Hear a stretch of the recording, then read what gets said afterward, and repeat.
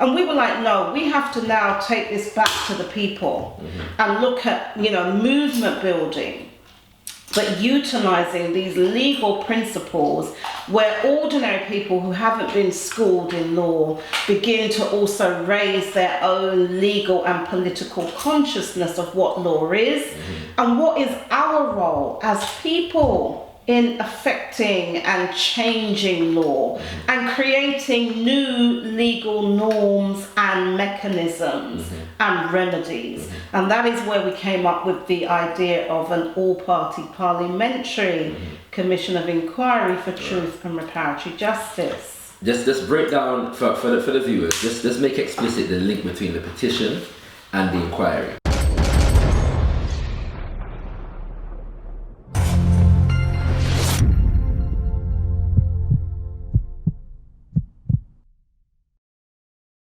Just break down for the viewers, just make explicit the link between the petition and the inquiry. So the petition, how does one get from the petition to the inquiry? Because when people sign, and not enough people are signing the Stop the Ma'angamizi petition, you can just Google it, Stop the Ma'angamizi, it comes up. But equally, if you went onto the stopthema'angamizi.com website, there is a tab there where it takes you to the petitiononchange.org. So when people sign that petition, we say, don't just sign it, read it, dissect it, debate it, study it, discuss it, talk about it, teach about it, pick out things about it, because there'll be different things in there.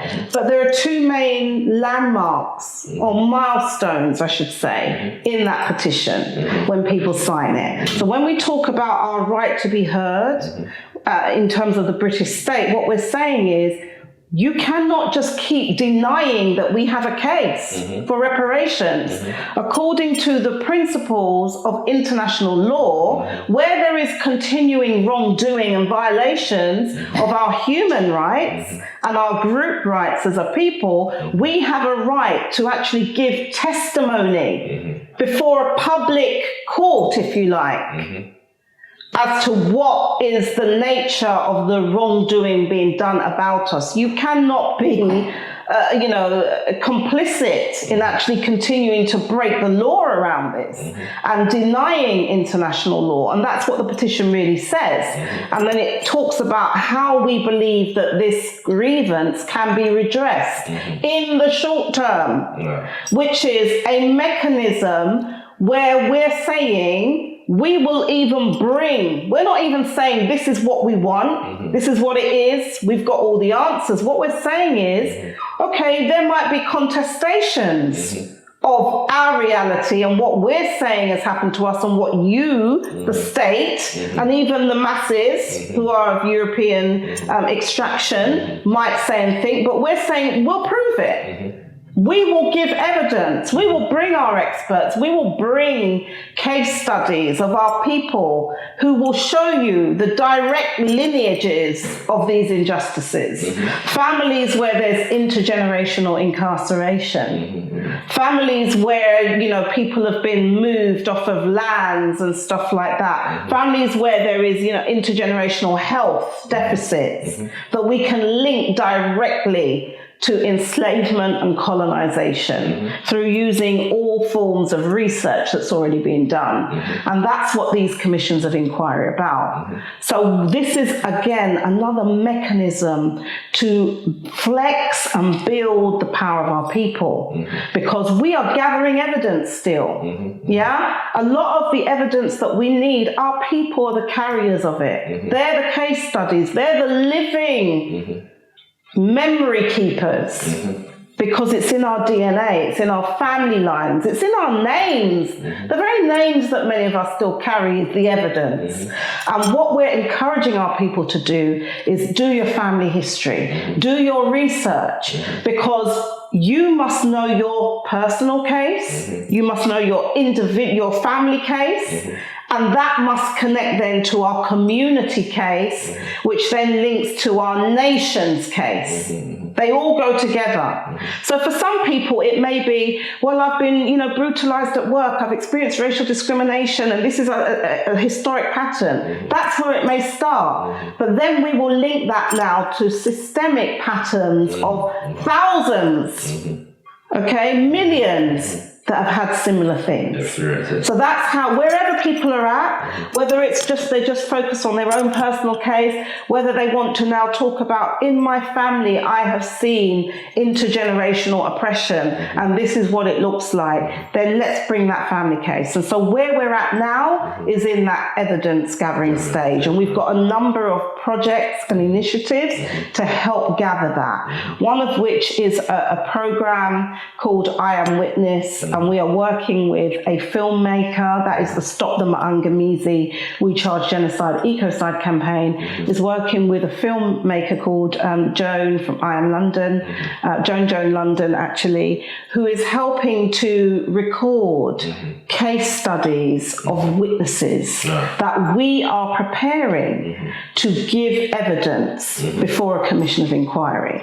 So we're not waiting for the parliaments to set it up. We're doing our work. We can have community hearings if we want to. We can do roadshows across the country, bringing it forth, because even every day, I was looking out, this is a slight aside, but it's just going to show you, every day I look out the window where I work, and on my road, I'm constantly seeing when our youth from our community, African youth, if you see 2 or 3 of them together, I can guarantee you, if a police car drives past, they are going to stop. And they are going to question them, they're going to search them for drugs or what have you. It is constant. I see it every day. That is the type of case study that we're talking about. And many of our people who live these violations, they've become so normalized that we accept them. But when we begin to show our people, no, these are violations, come forward with your evidence, come forward with your stories, come forward with your narratives,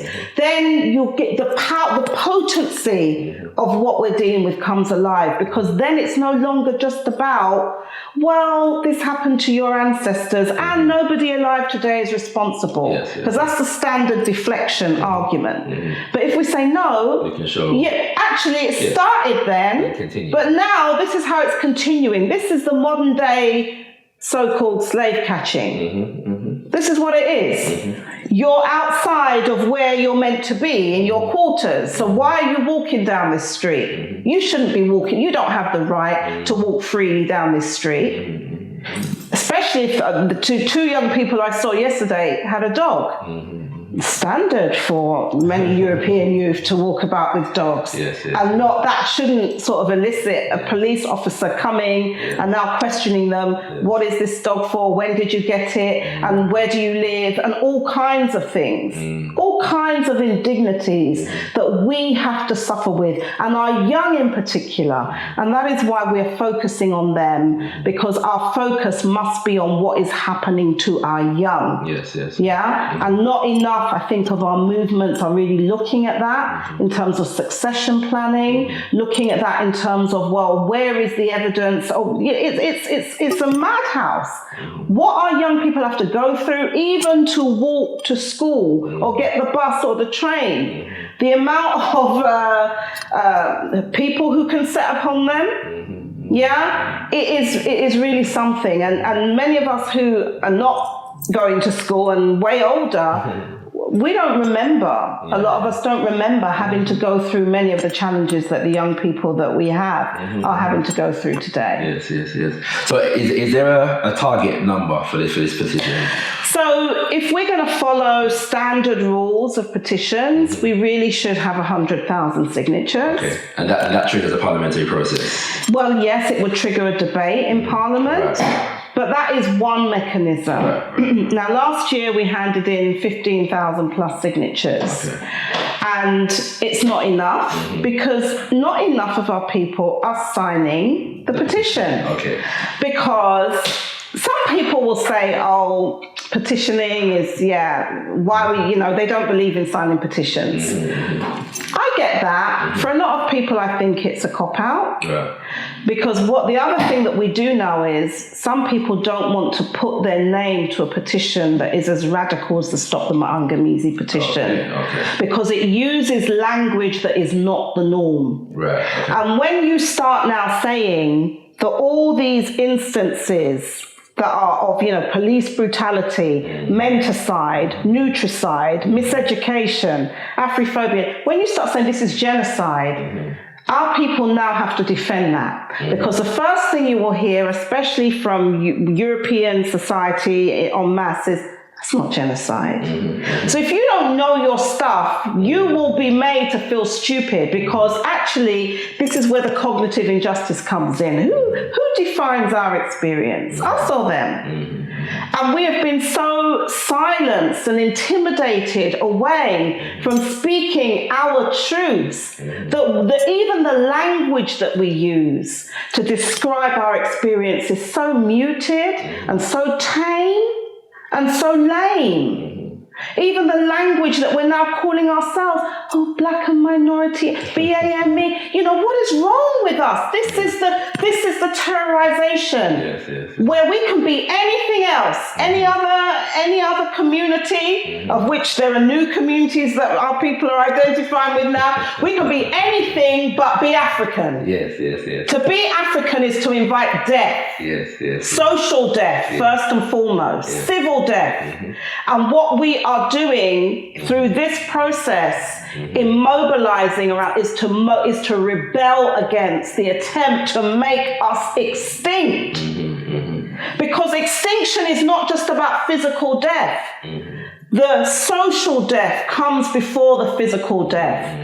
Where we're walking around like zombies and ghosts. We're afraid to speak. We're afraid to even congregate with people who look like us in the workplace, because we know it's going to draw attention from the so-called bosses. This is our life. And grown people, adults, all act like that. Imagine what it must be like for our children, who are still trying to find themselves and find what is their place in the world. So I spoke about the All-Party Parliamentary Commission of Inquiry. And it's, people would probably want to know the terms of reference, because they don't even hear this. It's to acknowledge the fundamental injustice, the cruelty, brutality, and inhumanity of the imposition of the Ma'angamizi within and beyond the British Empire. To examine subsequent de jure and de facto racial and economic discrimination against Africans and people of African descent. To examine the impact of these forces on living Africans and African descendant communities, as well as other peoples. To make recommendations to Parliament and similar bodies at local, national and international levels, including the European Parliament, and to determine appropriate methods of dissemination of findings to the public within and beyond Britain for consultation about proposals for redress, repairs, and other purposes. So that's what the Commission of Inquiry is about. We need to consult our people.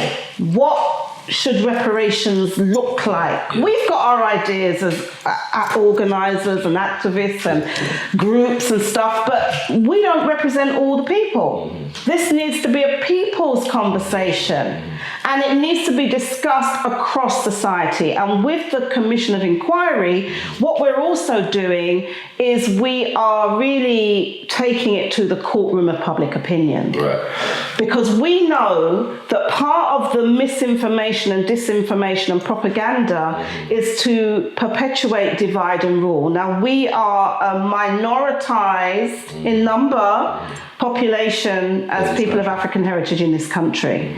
So we need to begin to influence the minds of non-African people in support of our cause, because that's the only way that change is going to come. When we begin to actually challenge the miseducation of Europeans who are thinking, well, aren't you getting enough already by aid?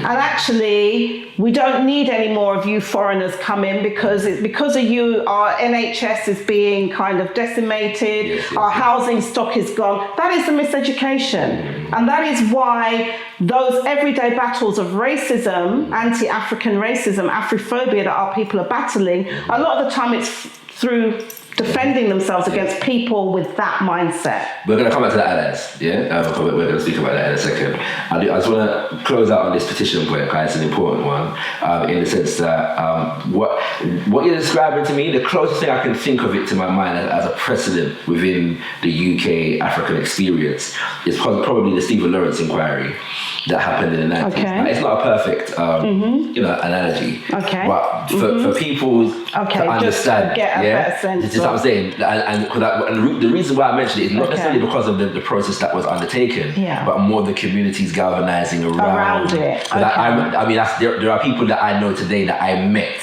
going to as a child, going to that, and how people galvanize around it. So it's important. What we're emphasizing here is the importance of signing the petition to be able to be involved in that process. Yes, you know what I'm saying? Absolutely. Of bringing that about.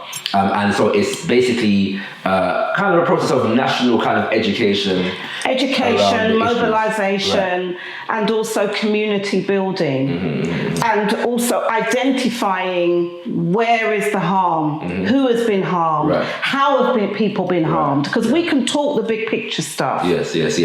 But what we need is the evidence base and the continued relationship that between this country and its former colonies, obviously, and how that persisted. Yes, because even many of our people who have been brought here in more recent times, teachers coming from the Caribbean. Why?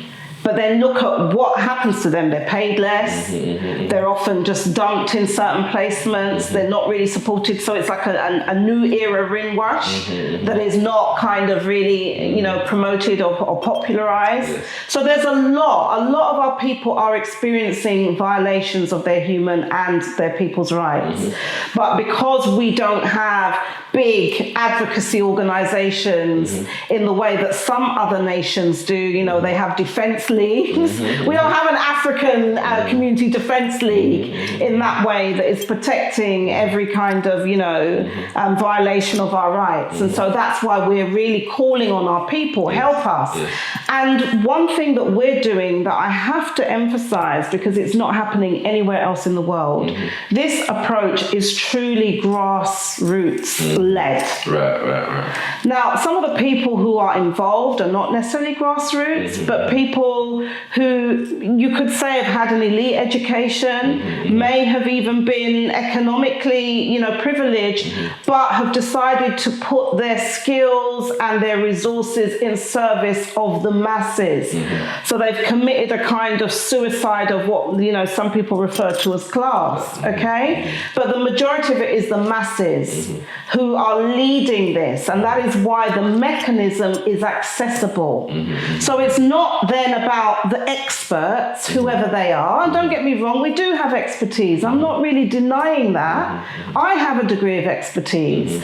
But are people who can be more expert in your situation than you?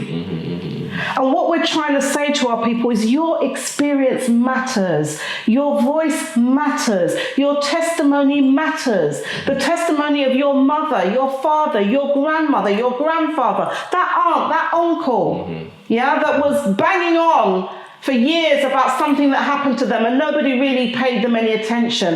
This is what we need to do. We need to bring out the voices of our people. You need to own this movement. You need to claim it. You need to defend it, because it's only through a movement that is powerful enough through the masses are we going to achieve any of the objectives, short term, medium term, or long term, that we're seeking. It's not going to be a few hotshot lawyers. It's not going to be a few hotshot academics or a few hotshot politicians. It is going to take the people.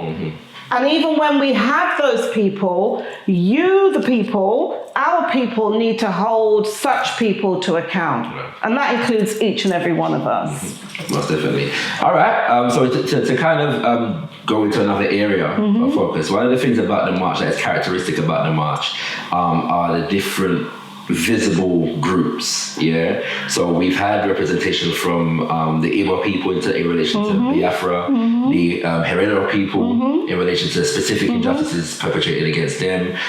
West Papua, the people of West Papua have been represented. Economic freedom fighters in Tanzania have been represented. So many. Now, Togo, you know what I'm saying? Congo. This is the point of celebration for many. It's also a point of critique for others, in the sense of the fact that there is a push now for specificity. In many movements. We're doing specificity in movements. So, and especially with the idea that obviously when we talk about slavery, most people identify it with those of us who were taken from Africa and enslaved in the Caribbean. Specifically, that is a specific, experience, and so on and so forth. So, what is the point, or what is the need? What is the logic behind bringing all of these experiences now, people groups, of the African diaspora under one banner in the name of reparations? Sure. Now, I just wanted to preface that response with an assumption that I'm going to make, because I hear that need for specificity, and my understanding is that is a discourse that is very popular in North America, in the United States of America in particular. That has not been, in a real significant way, the discourse here in the UK. And that matters, that distinction matters. The UK International Social Movement for African Reparations, which many of us refer to it as, has always been a Pan-African movement. We have not made these distinctions about, well, we suffered a direct experience of chattel slavery and you didn't. And is that not the same in the US though? Has it not been, generally speaking, Pan-African? It has in previous times, but at this time today, the Pan-African tendencies are being marginalized in the USA. So I know there are particular what I'd call nativist kind of tendencies that are coming up. Even the notion that, well, we're not African, we're indigenous. That's another discourse that is very popular in the USA. In Britain, it has not been like that, because the earliest evidence of reparations organizing, and actually my research, my PhD research in history, is the only such research that is looking at the movement here in the UK. So I do believe I am somewhat qualified to speak on it. And not because it's a PhD. I was doing this work long before, for a very long time, but that's now just doing it at a different level. But the movement here in the UK goes back to the mid-1700s. In fact, you could say around 1725. And that was because of an intervention that was made from an African monarch to the monarchy and the ruling elites here to stop the chattelization of our people. I don't want to stop you, but I'm going to. Just quickly, right? The only reason why is because many people may have no idea what you're talking about, and the general narrative is that our people back home did nothing. We were taken and we were just left, and they weren't concerned. All right, that's what I'm going to say. In the UK, the people who were first known to be doing something around this question of repair, and not just self-repair, but hold into account those European forces, governments and institutions and so forth, were directly from Africa. That's the difference here in the UK. And not to say that wasn't the case in America, that was also the case. But that's why I'm saying the narratives are getting lost. And in the UK, we have, I think, a stronger connection to those histories and herstories, if you like, our stories of our people's resistance. So many of those who formed the abolitionist phase of the struggle for reparatory justice were African abolitionists. They were directly from Africa. They may have been trafficked to parts of the Caribbean and then came here, were trafficked here, or came here under all kinds in all kinds of ways, but they were from Africa. So the movement has always been very African. Just to mention some names, we can mention Ignatius Sancho in that, we can mention Otabuku Guano in that. We can mention Oludo Kuyano, groups like the Sons of Africa. Yes. Those are some key landmark names, and others came a bit later, people like Robert Wedderburn and others, and a lot of the names tend to be men, because there is, again, issues around how history is written and what gets considered worthy of kind of historical referencing. But in the UK, that has been a specific history. Coming to the so-called 20th century, the whole Pan-African movement. So the first Pan-African Congress we had here in 1900, going to the fifth, in 1945, which was instrumental. So the organizing was never about, well, we experienced this. It was known that chattel enslavement morphed into colonial enslavement. That was still a form of enslavement.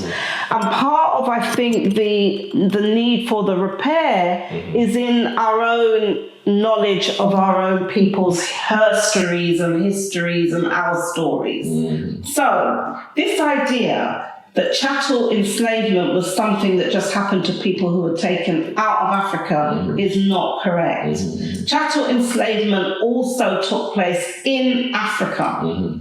During the phase of colonialism, people were chattely enslaved. So it's only because there's a disruption and dislocation between our stories in the diaspora and some of those that remained. Now, we know very well what happened to us. We don't know as much about what happened to those that remained. Yes? And so colonialism, now it's one thing for you to be kidnapped, shipped into the diaspora, taken away, you lose your connection. That's another thing when you lose your whole homeland. They're not taking you away. They are literally invading. They are colonizing. They are carving up, abrogating to themselves territories and countries and all kinds of things, totally disregarding our pre-colonial governance structures and formations and rulership systems, the way in which we related to our monarchies and our traditional leaders and our customary leaders and our laws and so forth. So it happened in our homeland. That's a whole nother piece. So to say that chattel enslavement was something specific, that is only true in a certain degree. But there's a lot of chattelization and some of those same brutalities. You go and speak to an Over Herero or a Nama person in terms of their genocide. Speak to people in the Congo who had arms and legs chopped off, and you say that somehow that was a lesser experience? I don't think so. Plantations were there in Africa. Many of even companies like Cadbury's chocolate, Cadbury's chocolate, they were perpetrating these forms of getting our people to, cut down trees and all kinds of things. If they didn't do it, arms, heads, everything was cut off. Didn't that happen to us? And in fact, in many instances, throughout the period of chattel slavery that happened in the diaspora, that went on for hundreds of years, it wasn't like that all the time. Yeah? Our people had become seasoned to a plantation system. So yes, overall it was on freedom, but within that there were different modes of survival that our people eked out for themselves, because our people have always resisted. And it is a myth to say that our people in Africa just sat there and sold us out and did nothing, and that somehow all the resistance that is a misreading of African history, and that must be repaired, and only we can do that. So even that narrative is a part of the reparatory process? Even that is part of the reparatory process. The other thing is, in the UK, unlike in USA, where the populations were huger, we've always been a very small population here. So it means that we didn't have the luxury of separating ourselves in that way. Whether we liked it or not, and in fact, a lot of people who came, say, in the 50s and 60s, like my father being one of them, I remember my father was born in Barbados, and he always said to me, he never knew what a Jamaican was until he came to Britain. Yeah, he didn't, because in Barbados, they couldn't afford to travel to the other Caribbean islands. It was through being in Britain that now you even get a sense of, even if they thought, well, I'm different or I'm special or whatever, because I'm from here, you know, there's all these inter-island, you know, tensions. Let's not, you know, we know that it's... Especially because I'm from Jamaica, let's not know it. Right. You know, smaller, you know, we know it's there. And perceptions of, well, we're more educated, because we're closer to whoever, that's there. But our people developed those here. The environment meant that you had to be pan-Caribbean, at least. You might not have even knew that you were African, but you recognise that all the fellows, as my dad was saying, who were working for London Transport, as many of them were, they all experienced similar things. It didn't matter which country they came from. Yeah? And the same thing with those who came directly from Africa, of which there's been a huge African presence. Yes, on the march, or in the country. In the country, which has helped develop the complexion and the kind of feel of organising here in Britain. It's been very African-centred. It's only stopped being less so, I'd say, from the 80s onwards, the 80s and 90s. But prior to that, our people knew, because even when they came directly from the Caribbean, there were contingents like Rasta and other, you know, Garvey, prior to that, Garveyites, who came directly from the Caribbean, but always had that connection to Africa. That is what has been our tradition here. So I'm really saying that to answer your question about on the march. That's why in the march, although we have the majority of people who probably come on the march are people of African Caribbean heritage, there are some that are directly from the continent of Africa, and they are encouraged. So we have blocks, and the biggest block is the community block. But then we have a block called the Global African Family Block, which is particular to highlight those continuing reparation struggles and resistance struggles of our people directly on the continent of Africa, but also in other parts of the diaspora. So people who are coming out of Europe because they've been colonized by not just Britain, it could be the Netherlands or France or Portugal or what have you. They participate. We always have contingents that come from, you know, Africa, West Africa, East Africa, the Over-Hereros, the Namas participated, represented, people from the other liberation movements, all of those kind of struggles that are going on today, which are continuums, because you cannot separate in real terms the experience of chattel enslavement from colonialism or colonial enslavement. And the harms continued.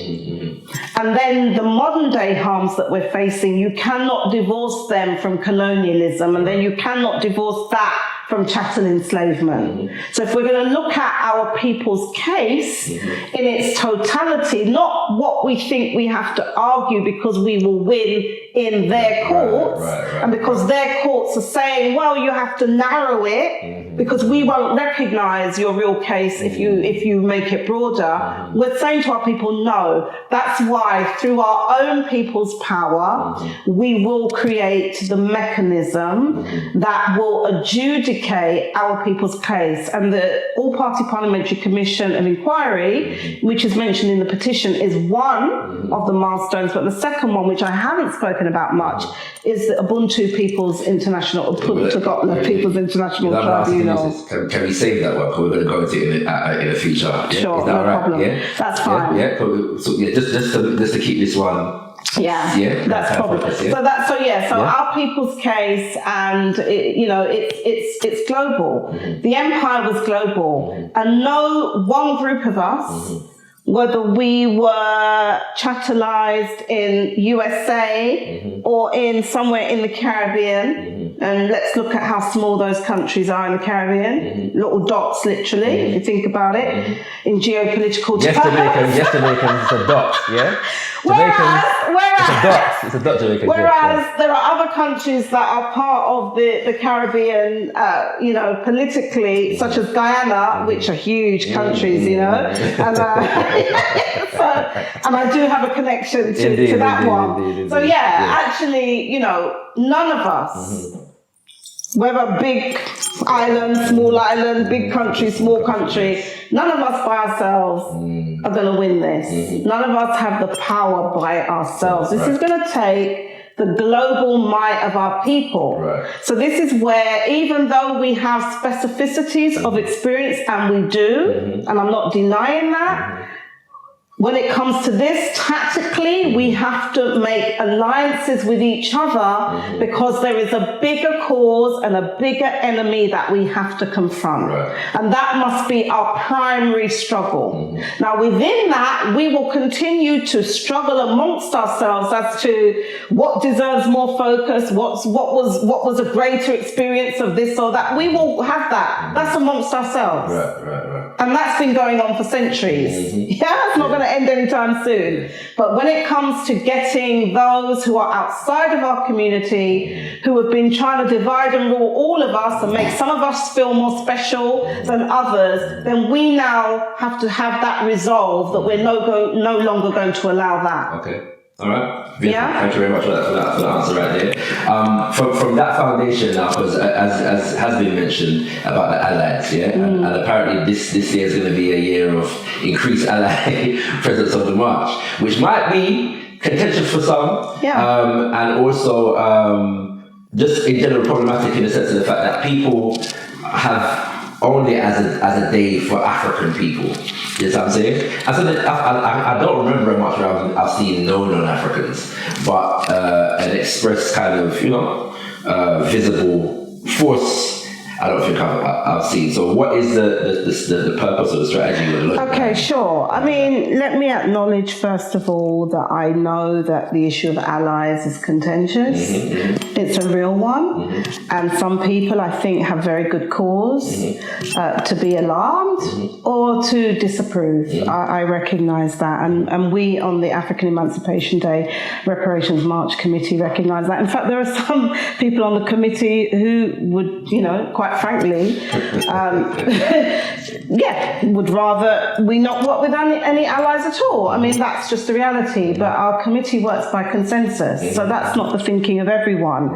And what we're not going to do is fall out with each other because some of us might have different strategies and tactics around the best way forward. So the question is this. Some people have seen this as a day which is just about African people, but let's look at what the day is. The first of MOSIAH, which most people refer to as August, is typically called Emancipation Day. Emancipation of who and what? Who called it an Emancipation Day? What does it links to? The passing of the Abolition of Slavery Act of 1833, which supposedly emancipated us. So an act of parliament in the British Parliament that supposedly emancipated enslaved African people in British colonies, particularly in the Caribbean. Okay? So that day is not really our day. Okay? Now, it's a day that we've claimed because it has a historical significance. And in 2014, it was the first march. It was soon after the releasing of information by University College London about where all the compensation money went in 1833 with the passing of the Abolition of Slavery Act, whereby they compensated enslavers, traffickers, genocidaires, and our people got nothing. So that was a huge wake-up call, especially especially when it was released by UCL, where all this money went and how this money was utilized to fuel, obviously. We knew these things. A lot of our scholars had done this, but it was specific research that was able to trace those direct compensation payments, And so when we march, yes, it is about claiming that day. It is about honoring and remembering our ancestors. That's an aspect of it. So there is another committee called African Remembrance Day, and they've commemorated the 1st of August for a long time. And we recognize that, and in solidarity with what they do, at 3 p.m. every March, we do observe 3-minute silence, to acknowledge our ancestors. And there are different kind of, ancestral acknowledgements that happen on the 1st of August. But for some people, why they march is also to actually highlight the fact that we have never forgotten that the British Parliament, which calls itself the mother of all parliaments and the mother of democracy, actually is a Mangamizi crime scene. Because it was in that parliament that legislated for African, if you like, dehumanization through that act of 1833. And people should read it. You can just Google it, read what it actually says. Yes? Where we were deemed to be chattel. So we can't, especially those of us who live here, we can't just let that go unnoticed. And so when some people march, they're also reminding not only ourselves, but the world and the British state, we are here. We have not forgotten this one. And that was an injustice that was done against our family members, our foreparents, our ancestors, and we are going to hold you to account. So if you recognize that, then you know that the day in itself was never just about African people. It wasn't the 23rd of August. That's not the day that we march on, which is historically commemorated in terms of the culmination of the Haitian Revolution, which I would say is more our day, even though there were allies also in the Haitian Revolution. And this is where we need to understand history. Because even when the Haitian Revolution was waged, there were so many of their own forces in the European armies that defected because they were won over by the strength of, if you like, the African resistance of our people in Haiti at that time. And then the impact of the Haitian Revolution, even on the majority population here in Europe and in the UK specifically. So allies have always been there. Now, don't get me wrong. It's very problematic work. I've worked with allies for nearly 2 decades, and I'm not going to lie and say that it doesn't come with its own contradictions. There's, still racism in many kind of circles. Even the best of allies still have those complexes because they've been harmed as well by white supremacy. So-called Europeans, white people have been harmed by that in terms of a system of that entitles them, a system of where they believe that they're superior or they have certain privileges, and the whole world and institutions are set up to reinforce that throughout every aspect of our kind of existence. But if we are strategists and we are thinking about how are we going to win, how are we going to win? Not just how are we going to feel good. We don't need to march through the streets of London from Brixton to Parliament Square, which again is not, look around what's at Parliament Square. Full of, again, Mangamizi crime scenes, because all those statues, many of them are Mangamizi criminals. Okay? So why would we, in order to heal ourselves, have to go from Brixton, which has historically been a site of our people's struggle and resistance, to there? We wouldn't need to do that. Okay. We have our own gatherings. We have African Liberation Awareness Month.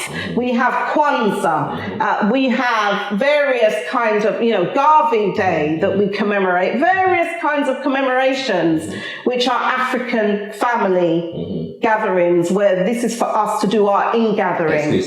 Exclusively. We don't need to go through the public streets of London to say this is just about us. Right. That's one thing. Secondly, let us be true to the history.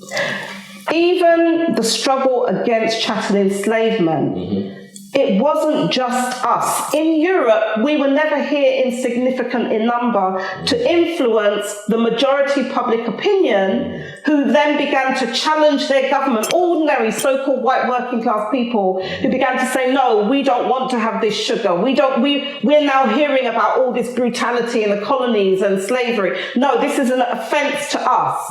We are not going to go along with this. Now, many of them did, because they've always been able to co-opt a certain section of their masses.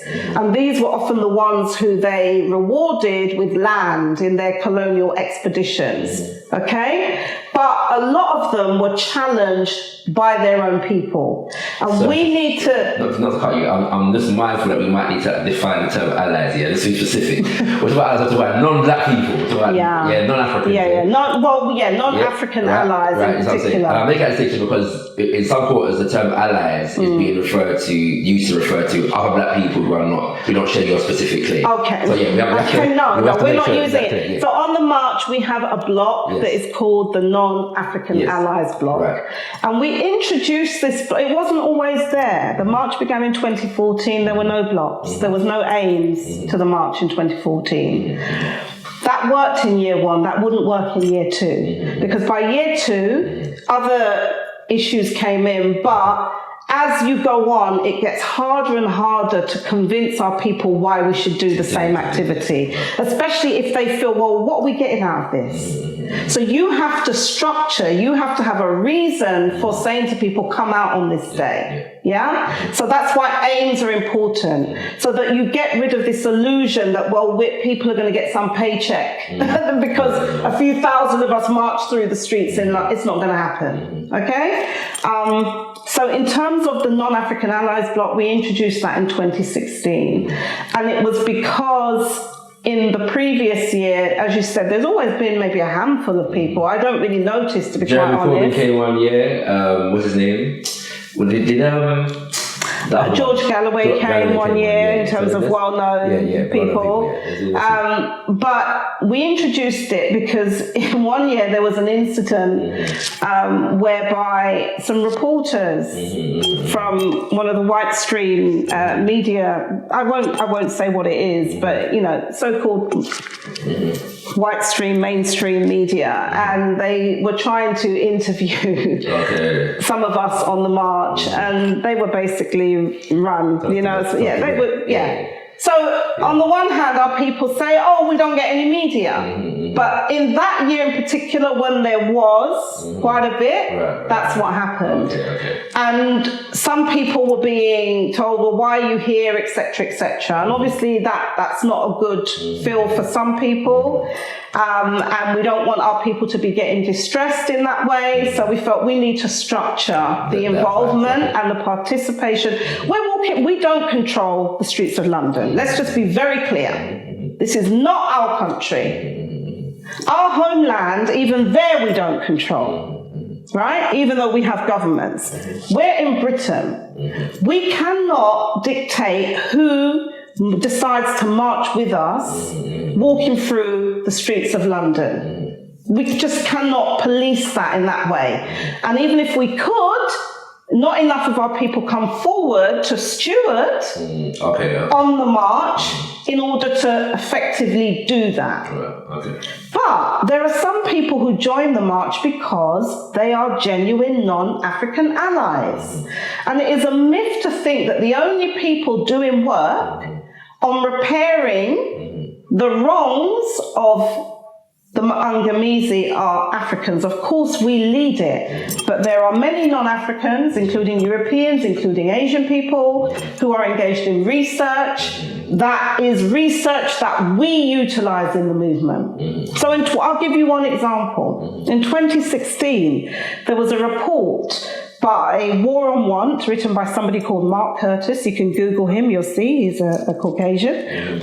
And it was a report that talked about Britain's new colonialism and showing how 101 companies registered on the London Stock Exchange control over 1 trillion worth of Africa's key resources. And that's a conservative figure, in my opinion. And so this is just London Stock Exchange. London Stock Exchange. So you could say British companies. So we here who are in Britain, these resources are being stolen and looted from Africa, which is our motherland, and that is part of our inheritance. So not is it only being looted from us, but also our family members, whatever our own issues in our family may be, and our own dislocation and alienation from each other, that's family business. But these resources are being looted. Now, that research and a lot of other research, including another report, Honest Accounts of 2017, and they had one of 2014, you can Google it, showed that Africa is a net creditor to the rest of the world of, 46 billion, dollars. I mean, conservative figures. So this research is useful in our advocacy when we're trying to counter this notion that even many of our own people are parroting that, we get enough aid and our people are just corrupt and we don't know how to use the money and it's just going into the pockets of these, Okay, well, I think you kind of explained it relatively well. Let me give you a slight pushback that I know some people. And I know this based on my experience as a part of the movement and these kinds of things.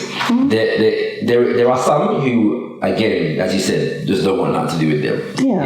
There are others who say, well, I would understand it as a strategy, but when we're dealing with allyship, oftentimes we hear the term strategic alliances.